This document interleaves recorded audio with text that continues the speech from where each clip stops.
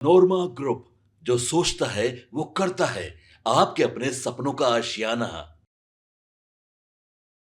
अभी अभी बिहार की राजनीति से एक बड़ी खबर आ रही है। ये बड़ी खबर हम पिछले कई दिनों से बता रहे हैं कि नीतीश कुमार के बॉडी लैंग्वेज और नीतीश कुमार ने प्रगति यात्रा समाप्त करने के बाद कई बड़े फैसले लेने हैं और उन फैसलों का लेना लगभग शुरू हो चुका है। एक फैसला तो आपने देखा ही होगा कि जिस तरह से निशांत की लगातार सक्रियता बढ़ रही है राजनीति में, वो तो आपने देखा ही होगा। दूसरा सबसे जो बड़ा फैसला होने वाला है, उस फैसले की धमक कल ही पता चल गई थी। हालांकि हमने तो आपको 3-4 दिन पहले ही बता दिया था कि नीतीश मंत्रिमंडल का विस्तार होना है और इस मंत्रिमंडल के विस्तार में बहुत सारी ऐसी बातें होनी है जिसमें नीतीश कुमार फैसला लेने वाले हैं।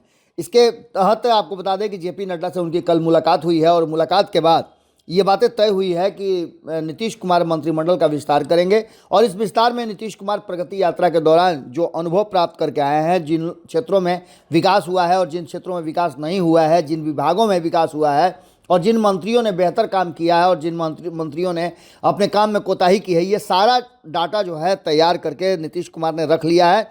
बिहार मंत्रिमंडल का विस्तार बजट सत्र से ठीक पहले एक दिन होने की संभावना व्यक्त की जा रही है। आपको बता दें, इसके लिए भीतर ही भीतर कहा जा रहा है कि पूरी तैयारी कर ली गई है। खास करके अगर देखा जाए तो आप पटना में देख रहे होंगे कि फोर्स की संख्या काफ़ी तेज़ी से बढ़ रही है और ये सब कुछ तैयारी चल रही है कि जिसमें बजट सत्र से पहले मंत्रिमंडल का विस्तार करके नीतीश कुमार एक बड़ा संदेश देना चाहते हैं। इसके साथ साथ हमने ये भी बताया था कि चूंकि चुनावी साल है और जातीय समीकरण में भी बहुत कुछ थोड़ा बहुत 19-20 जो है उसे पूरा करने की कोशिश की जाएगी। 28 फरवरी को बजट सत्र शुरू होने वाला है। संभावना है कि कुल 5 मंत्रियों को कैबिनेट में जगह दी जाएगी और कुछ लोगों को बाहर भी निकाला जाएगा। यानी कि मिला जुला करके ये कहा जा रहा है कि जिन लोगों के पास भारतीय जनता पार्टी के कोटे से मंत्रिमंडल में जगह भी है और बड़े पद भी हैं, उन लोगों की भी छुट्टी हो सकती है। दिलीप जायसवाल का नाम इसमें सबसे ऊपर में आ रहा है। दिलीप जायसवाल के पास बिहार प्रदेश का प्रभार भी है और वह बिहार के अध्यक्ष भी हैं। ऐसी स्थिति में उनके पास जिम्मेवारियां ज़्यादा हैं और चुनावी साल है तो उन्हें मंत्रिमंडल से बाहर किया जा सकता है। बिहार में विधानमंडल के सत्र के पहले कैबिनेट विस्तार की संभावना प्रबल हो गई है। इसकी चर्चा आपने सुनी होगी, खूब चल रही है राजनीतिक गलियारे में या मीडिया जगत में। इसकी चर्चा बड़ी तेज़ी से चलने लगी है। 28 फरवरी को बजट सत्र शुरू होने वाला है। इससे पहले कैबिनेट विस्तार की उम्मीद जताई जा रही है। सूत्रों के मुताबिक भारतीय जनता पार्टी राष्ट्रीय अध्यक्ष जेपी नड्डा और मुख्यमंत्री नीतीश कुमार के बीच मुलाकात में इस पर सहमति बन गई है। इसमें आपने देखा भी होगा कि मुख्यमंत्री से मिलने के लिए सिर्फ जेपी नड्डा ही नहीं, बिहार प्रदेश अध्यक्ष और दोनों उप मुख्यमंत्री भी गए हुए थे। वहीं संसदीय कार्य मंत्री भी वहां मौजूद थे। कुल 5 मंत्रियों को कैबिनेट में जगह दी जा सकती है। भारतीय जनता पार्टी के प्रदेश अध्यक्ष दिलीप जायसवाल की जगह किसी दूसरे को कैबिनेट में जगह मिल सकती है। बीजेपी कोटे से 3 और जेडीयू कोटे से 2 मंत्री बनाए जा सकते हैं। इधर बिहार बीजेपी के प्रभारी विनोद तावड़े आज दिल्ली रवाना होने वाले हैं। माना जा रहा है कि स्थानीय लोगों की बात कहें तो कहीं ना कहीं एक बात तो साफ नज़र आ रही है कि इस पूरे मंत्रिमंडल विस्तार से लेकर के अन्य चीज़ों को अगर गंभीरता से देखा जाए तो इसके पीछे आने वाले चुनाव को भी मद्देनज़र रखा जा रहा है। आपको बता दें कि संभावित मंत्रियों की जो लिस्ट दी गई है उस पर बीजेपी के केंद्रीय मंत्री जो हैं उन्होंने अपनी सहमति जता दी है। इसके बाद ही कैबिनेट विस्तार होगा। दरअसल विधानसभा चुनाव से पहले जातीय समीकरण को ध्यान में रख करके इस पर फैसला लिया जा रहा है, जिसकी बात हमने आपको पहले ही बताया था। हर वर्ग को प्रतिनिधित्व देने के लिए नेताओं को कैबिनेट में एडजस्ट करने की कोशिश की जा रही है। इस बीच में बहुत सारी घटनाएं भी घटी हैं और खास करके हमने आपको बताया कि नीतीश कुमार जब प्रगति यात्रा से घूम करके आए हैं तो बहुत सारे फीडबैक लेकर के आए हैं। उसके बाद लगातार वो मंथन कर रहे हैं। पहले ही कैबिनेट विस्तार को लेकर के पहल हुई थी, लेकिन कई कारणों से कैबिनेट विस्तार टलता जा रहा है। सूत्रों के मुताबिक अगर भारतीय जनता पार्टी केंद्रीय नेतृत्व से सहमति मिलती है तो ये कैबिनेट विस्तार जो है कल यानी गुरुवार को संभावित है, क्योंकि शुक्रवार को बजट सत्र शुरू होने वाला है। कैबिनेट विस्तार में जेडीयू से कौन चेहरे शामिल होंगे, इस पर नीतीश कुमार को अंतिम फैसला लेना है, जबकि भारतीय जनता पार्टी कोटे के कई मंत्रियों के पास एक से ज़्यादा विभाग हैं। डिप्टी सीएम विजय कुमार सिन्हा के पास कुल 3 विभाग हैं। इसके अलावा मंत्री मंगल पांडे और नीतीश मिश्रा के पास भी 2-2 विभाग हैं। अगर सभी मंत्रियों के पास एक एक विभाग रहना है तो कई विभाग जो है मौजूदा मंत्रियों के पास से हटेंगे और नए लोगों को जगह दी जाएगी। इससे पहले आपको बता दें कि प्रदेश अध्यक्ष बनने के बाद दिलीप जायसवाल कैबिनेट से बाहर आ सकते हैं, उनकी जगह कोई नया चेहरा कैबिनेट में शामिल हो सकता है। अंतिम फैसला भारतीय जनता पार्टी के केंद्रीय नेतृत्व को लेना है। इस बात को लेकर के कहा यह जा रहा है कि नीतीश कुमार से जो मुलाकात जेपी नड्डा की हुई है, उस मुलाकात में सभी चर्चाएं हो चुकी हैं। आपको बता दें कि सूत्रों से जो जानकारी मिल रही है उसके अनुसार बिहार बीजेपी के नेतृत्व ने अपनी तरफ से नए चेहरों का लिस्ट जो है वो नीतीश कुमार को सौंप दिया है। केंद्रीय नेतृत्व से मुहर लगने के बाद कैबिनेट विस्तार की प्रक्रिया पूरी करने के लिए नीतीश कुमार के पास से लिस्ट अंतिम फैसले के लिए भेज दी जाएगी। आपको बता दें कि जो सूत्रों से जानकारी मिल रही है उसमें बीजेपी कोटे से कम 3 नए चेहरे कैबिनेट में शामिल हो सकते हैं, जबकि जदयू कोटे से 2 लोगों को मंत्रिमंडल में जगह मिल सकती है। वर्तमान जो स्थिति है उसमें मंत्रियों की संख्या 30 है, जबकि 6 पद खाली हैं। इस समय भारतीय जनता पार्टी के पास 15, जेडीयू के पास 13, हिंदुस्तानी अवाम पार्टी के पास 1 और 1 निर्दलीय कोटे के मंत्री हैं। बिहार में 28 फरवरी से बजट सत्र की शुरुआत होने वाली है और 28 मार्च तक चलेगी। इस दौरान सरकार आर्थिक सर्वेक्षण भी पेश करेगी। वित्तीय वर्ष 2025-26 का वार्षिक बजट भी पेश किया जाएगा। बिहार में एनडीए की सरकार है और अलायंस में भारतीय जनता पार्टी, जेडीयू, हम, एलजेपी और आरएलएम शामिल है। मुख्यमंत्री नीतीश कुमार के साथ भारतीय जनता पार्टी कोटे से सम्राट चौधरी और विजय सिन्हा डिप्टी सीएम हैं।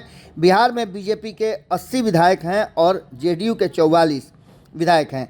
जीतन राम मांझी की पार्टी हम से 4 विधायक हैं। अब देखना दिलचस्प होगा कि क्या कुछ निकल के सामने आता है, लेकिन मंत्रिमंडल विस्तार कैबिनेट से की बैठक में कल संभावित था कि इसकी भी घोषणा की जाएगी, लेकिन इन सब बातों को लेकर के अब आगे की रणनीति तैयार की जा रही है। हमने आपको पहले ही बताया था कि जिस तरह से नीतीश कुमार जब प्रगति यात्रा से आए हैं तो बहुत सारे क्षेत्रों में विकास की बात और बहुत सारे क्षेत्रों से वो फीडबैक लेकर के आए हैं। इस पर भी हम लगातार आपके साथ चर्चा कर रहे थे। इसके साथ साथ हमने आपको ये भी बताया था कि जातीय समीकरण पर भी विशेष ध्यान नीतीश कुमार का होगा। जिन जातियों को अब तक प्रतिनिधित्व नहीं मिला है उसको लेकर के भी नीतीश कुमार कहीं ना कहीं ये सोच रहे हैं कि उन जातियों को स्थान दे करके आने वाले चुनाव में उसका फ़ायदा उठाया जा सके। यानी कि घुमा फिरा करके देखा जाए तो जातीय समीकरण के साथ साथ जिन मंत्रियों के पास अधिक विभाग हैं और भारतीय जनता पार्टी का जो एक व्यक्ति एक पद का जो हिसाब किताब रहा है शुरू से, उसको भी इस बार करना है, जिसमें दिलीप जायसवाल के मंत्रिमंडल से बाहर होने की बात की जा रही है। अब देखना होगा कि कौन लोगों को जगह मिलती है, लेकिन एक बात तो तय मान के चलिए कि कोई चौंकाने वाला फैसला नीतीश कुमार ले सकते हैं। इस मंत्रिमंडल विस्तार में लगभग 8 महीने के आसपास बचा हुआ है, जिसमें कहा जा रहा है कि चुनाव होंगे। लेकिन अगर मंत्रिमंडल विस्तार होता है तो एक ट्विस्ट इसमें यह भी दिखाई दे रहा है, जिसकी चर्चा भीतर ही भीतर चल रही थी लेकिन बहुत तेज़ नहीं थी, कि अगर मंत्रिमंडल विस्तार किया जाता है तो हो सकता है कि चुनाव वक्त से पहले भी कराने की मंशा दोनों पार्टियों की हो और इस पर सहमति भी बन गई हो। आपको बता दें कि देखिए आगे क्या क्या होता है। पहले तो मंत्रिमंडल विस्तार, उसके बाद से बजट सत्र की तैयारी। भारी संख्या में पुलिस बल को पटना में तैनात किया गया है। देखना होगा कि क्या कुछ निकल के आता है। हमारी नज़र बनी हुई है, आपकी नज़र भारत लाइव पे होनी चाहिए। बहुत बहुत धन्यवाद। आपके सपनों को हमने सजाया है, ई होम्स पैनोरामा को हमने बनाया है। ई होम्स मेरा एक सपना था जिस पे मैं पिछले 4 साल से काम कर रहा था। हमने जो बनाया है वो सबने है माना। ई होम्स पैनोरामा में हो आपका भी आशियाना। और फाइनली हमने 2021 में इस प्रोजेक्ट को लॉन्च किया। बहुत लोग अप्रिशिएट कर रहे हैं कि पूर्णिया जैसे शहर में, बिहार के, एक तो बिहार की बात करें उसमें भी पूर्णिया जैसे छोटे जगह में इस तरह का लाइफस्टाइल देना, ये सुन के हम लोगों को बहुत अच्छा लगता है। ई होम्स में हमने कुछ और भी किया है, जैसे हम जिस जगह में रह रहे हैं हमारे फैमिली सिक्योर हो, उनको सिक्योरिटी का ध्यान में रखा है। आपकी सुविधा और सुरक्षा आपके लिए खास है, ये आपका विश्वास है। इसमें आर्टिफिशियल इंटेलिजेंस का 7 लेयर सिक्योरिटी का हमने इस्तेमाल किया है। लस ग्रीन कैंपस को बनाया है। यदि हमारा बाउंड्री वाल है तो वो वर्टिकल गार्डन है। ये जितनी भी फैसिलिटी होता है एक इंटरनेशनल टाउनशिप में ई होम्स है, ये हम लोग विश्वास नहीं कर पा रहे हैं। जो भी हमारे मित्र दोस्त या जो भी हमारे बाहर के बाहर आते हैं तो हम लोगों को बहुत अच्छा सुनने को मिलता है और बहुत अच्छा क्रेडिट मिल रहा है। वो सारा हमने सिर्फ एक बिल्डिंग नहीं बनाया, हमें एक बहुत अच्छा लाइफस्टाइल दिया ई होम्स में, और मेरा एक सपना था जिसको मैं आज फुलफिल होते हुए देख पा रहा हूँ। ये आपका आवास है। ई होम्स पैनोरमा में अब आपका निवास है। E Homes Panorama, luxurious lifestyle redefined. Panorama group, जो सोचता है वो करता है। अगर ये वीडियो पसंद आई और वह बिहार के राजनीति और बिहारियत से सरोकार रखेनी तो सब्सक्राइब बटन दबा के चैनल के सब्सक्राइब कर ली। ओजे एगो घंटी बा, ओकरा बटन दबा देला से कुल सटीक और मारक खबर रुआ मुफ्त में मिल जाई। अगर रुआ पत्रकारिता के हमनी के नया प्रयोग में सहयोग कर चाहतानी तो ज्वाइन बटन दबा दी। पेटीएम नंबर नोट कर ली 9386816700।